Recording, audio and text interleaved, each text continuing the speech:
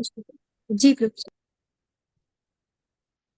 अज्ञानतिमिरान्धस्य ज्ञानञ्जनशलाकया चक्षुरुन्मिलितं तस्मै श्रीगुरुवे नमः। श्रीचैतन्यमनोभीष्टं स्थापितं येन भूतले स्वयं रूपकदा मह्यं ददाति स्वपदान्तिकं। वन्देऽहं श्रीगुरुः श्रीयुतपदकमलं श्रीगुरून् वैष्णवाचं श्रीरूपं साग्रजातं सगण रघुनाथान्वितं तं सजीवं साद्वैतं सावधूतं परिजनसहितं कृष्ण चैतन्य देवं श्रीराधा कृष्ण पादान सहगण ललिता श्री विशाखानप्रदाश्च नित्यानंदम नमस्तुभ्यं प्रेमानंद प्रदाय ते कलौकलमस्य नाशाय जानवे पते नमः।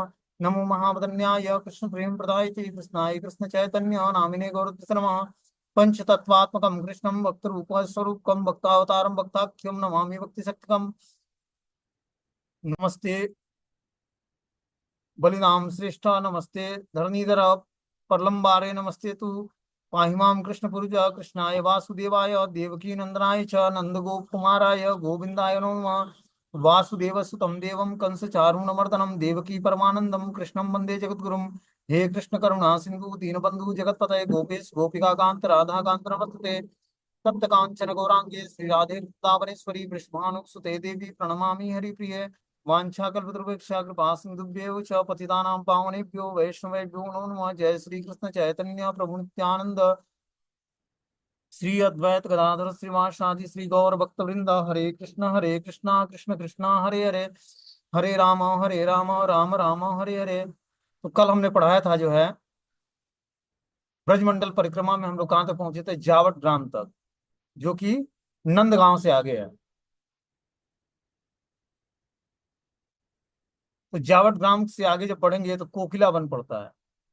अब यहाँ की क्या लीला हुई इसके बारे में हम लोग सुनेंगे। कोकिला वन क्यों प्रसिद्ध है? तो नंदगांव से 3 मील उत्तर और जावट से 1 मील पश्चिम में कोकिला वन स्थित है। यहाँ अभी भी इस सुरक्षित रमणीय वन में मयूर, मयूरी, सुख सारी, हंस, सारस आदि विविध प्रकार के पक्षी मधुर स्वर में कलरव करते रहते हैं और हिरन, नीलगाय और आदि पशु भी विचरण करते हैं। ब्रजवासी लोग झुंड के झुंड अपनी गायों को चराते। विशेषता इस वन में सैकड़ों कोकिले मतलब कोयल मीठे स्वर में कुहू कुहू शब्द के द्वारा वन प्रांत को गुंजार कर देती हैं। ब्रज के अधिकांश वन नष्ट हो जाने पर भी यह वन कुछ सुरक्षित है। इस वन की प्रदक्षिणा 2.25 कोस की हुई है। ब्रज भक्ति विलास के अनुसार कोकिला वन में रत्नाकर सरोवर और रास मंडल अवस्थित है। तो कोकिला वन, सारे वन कुछ कुछ जो है विनष्ट हो गए हैं, लेकिन कोकिला वन पहले जैसे ही सुरक्षित है। यहाँ पर सैकड़ों की संख्या में कोयलें कुहू कुहू का उच्चारण करती हैं और पूरे वन प्रांत को गुंजार कर देती हैं। यहाँ पर अलग अलग जो है हंस, सारस, मयूर, मयूरियां, सुख, सारिका आदि अनेकों पक्षी हैं और हिरण, नीलगाय आदि पशु भी विचरण करते हैं इस वन में। कोकिला वन में 2 सरोवर हैं, एक रत्नाकर सरोवर है और रास मंडल अवस्थित है। प्रसंग इस प्रकार है, एक समय महाकौतुकी भगवान कृष्ण राधिका जी से मिलने के लिए बड़े ही उत्कंठित थे, किंतु सास जटिला और नंद कुटिला और पति अभिमन्यु के बाधा के कारण वे इस संकेत स्थल पर नहीं आ सके। बहुत देर तक प्रतीक्षा करने के पश्चात श्री कृष्ण वहां किसी ऊंचे वृक्ष पर चढ़ गए और कोयल के समान बारंबार मधुर रूप से कुहकने लगे। यह अद्भुत कोकिल के मधुर और ऊंचे स्वर को सुनकर सखियों के साथ श्रीमती राधिका कृष्ण के संकेत को समझ गई और उनसे मिलने के लिए अत्यंत व्याकुल हो उठी। उस समय जटिला ने विशाखा को संबोधित करते हुए कहा, विशाखे, मैंने कोकिलों की मधुर कूक बहुत सुनी है, किंतु आज जो यह कोयल अद्भुत रूप में बड़े देर तक कुहक रही है यह कभी नहीं सुना था। विशाखा जी ने कहा, दादी जी, हमने भी ऐसा कभी नहीं सुना, यह तो कोई अद्भुत कोयल है। यदि आदेश हो तो हम इसकी निराली कोकिल को देखाएं। वृद्धा ने प्रसन्न होकर उन्हें जाने का आदेश दे दिया। सखियां बड़ी प्रसन्न हुई और इस कोकिल वन में प्रवेश किया, जहां श्री कृष्ण से मिलकर बड़ी प्रसन्न हुई। इसलिए इसे कोकिला वन कहते हैं। भक्ति रत्नाकर में इसका बड़ा ही सरस वर्णन है। कोकिला वन का भक्ति रत्नाकर में बहुत ही सरस वर्णन किया गया है कि जावटेर पश्चिम एहि वन मनोहर लक्ष लक्ष कोकिल कुहकते निरंतर एक दिन कृष्ण एहि बने ते आसिया कोकिल सदृश शब्द करे हर्ष हैया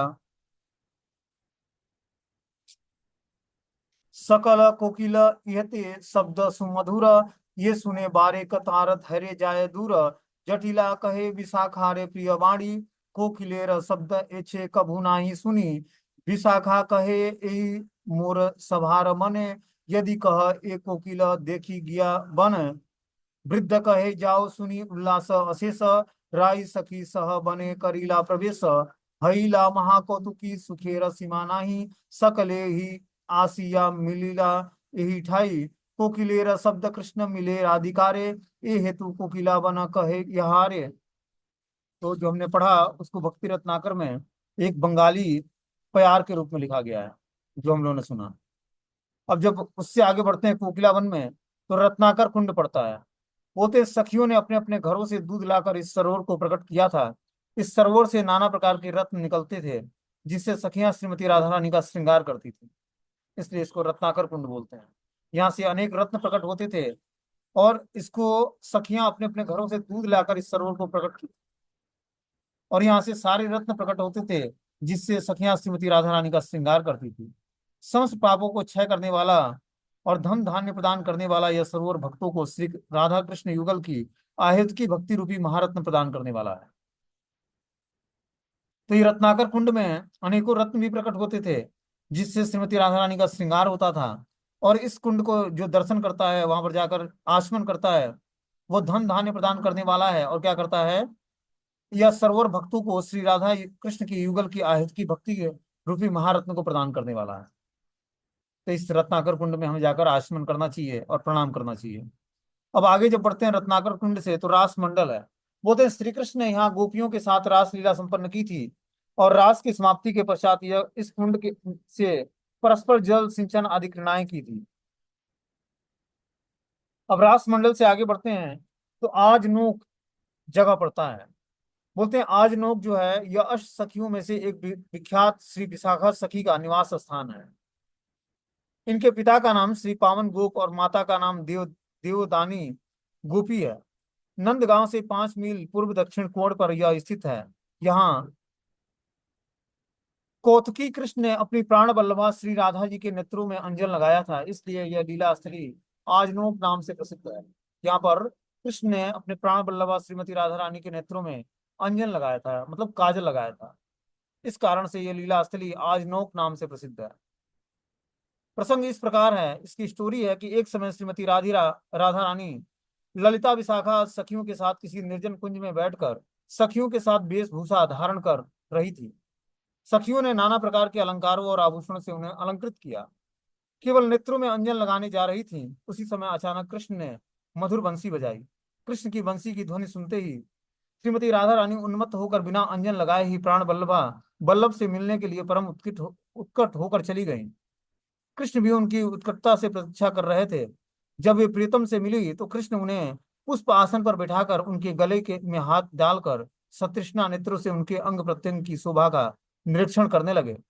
परंतु उनके नेत्रों में अंजन न देकर सखियों से इसका कारण पूछा। सखियों ने उत्तर दिया कि हम लोग इनका श्रृंगार कर ही रहे थे, प्रायः सभी श्रृंगार हो चुका था, केवल नेत्रों में अंजन लगाना बाकी था। किंतु इसी बीच आपकी बंसी की मधुर ध्वनि सुनकर आपसे मिलने के लिए इतनी उत्कंठित हो गई कि हमारे बार बार अंजन धारण करने के लिए अनुरोध करने पर भी बिना एक क्षण रुके चल पड़ी। ऐसा सुनकर कृष्ण रसावेश में आकर स्वयं अपने हाथों से उनके नेत्रों में अंजन लगाकर दर्पण के द्वारा उनकी रूप माधुरी का उनको आस्वादन कराकर स्वयं भी आस्वादन करने लगे। तो इसी कुंड पर राधा रानी के नेत्रों में भगवान श्रृंगार करते हुए जो अंजन बचा था लगाने को गोपियों के द्वारा, तो भगवान क्या करते हैं, अंजन धारण कराते हैं राधा रानी को, और नेत्रों में अंजन लगाकर दर्पण दिखाते हैं, और उनकी की रूप माधुरी का उनको आस्वादन कराकर और आस्वादन करने लगे। भगवान ने क्या किया, राधा रानी को दर्पण दिखाया कि वो अपनी रूप माधुरी का आस्वादन कर सके। इस लीला के कारण इस स्थान का नाम आजनोक है। यहाँ रास मंडल है, यहाँ रास लीला हुई थी। गांव के दक्षिण में किशोरी कुंड है। कुंड के पश्चिम तट पर अंजनी शिला है, जहाँ कृष्ण ने श्रीमती राधा रानी को बैठाकर अंजन लगाया था।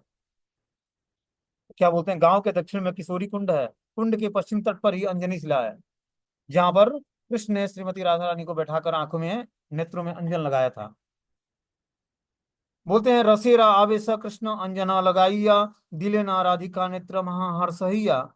अब आगे जो है बिजना बिजवारी जगह पड़ता है।